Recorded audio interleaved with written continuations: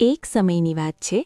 એક આળસુ માણસ રસ્તાના કિનારે બેસીને ભગવાનને પ્રાર્થના કરતો હતો કે હે ભગવાન, મને ક્યાંકથી અચાનક ધન મળી જાય તો મારી બધી મુસીબતો દૂર થઈ જાય. ત્યાંથી એક સંત પસાર થઈ રહ્યા હતા. તેમણે આ માણસની વાત સાંભળી અને તેની પાસે જઈને કહ્યું, બેટા, તારી પાસે તો અમૂલ્ય ખજાનો પહેલેથી જ છે. પેલો માણસ આશ્ચર્યચકિત થઈ ગયો અને બોલ્યો, મહારાજ, મારી પાસે તો ખાવા માટે પણ પૂરતા પૈસા નથી. તને કયા ખજાનાની વાત કરો છો? સંતે હસીને કહ્યું, જો તું મને તારી એક આંખ આપે તો હું તને 10 લાખ રૂપિયા આપીશ.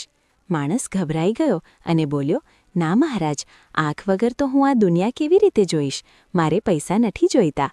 સંતે ફરી પૂછ્યું, સારું, તારા બંને હાથ આપી દે, હું તને 50 લાખ રૂપિયા આપીશ. માણસે તરત જ ના પાડી દીધી. ના, હાથ વગર તો હું લાચાર થઈ જઈશ. હું મારું કામ કેવી રીતે કરીશ? ત્યારે સંતે શાંતિથી સમજાવ્યું, જો તારું આ શરીર કરોડોની કિંમતનું છે તો પછી તું ભિખારીની જેમ બીજા પાસે કે નસીબ પાસે કેમ માંગે છે? તારા આ હાથ પગ અને બુદ્ધિ જ તારો અસલી ખજાનો છે. એનો ઉપયોગ કર અને તારું નસીબ જાતે જ ઘડ. પેલો માણસ સમજી ગયો કે આળસ છોડીને મહેનત કરવી એ જ સફળતાની સાચી ચાવી છે.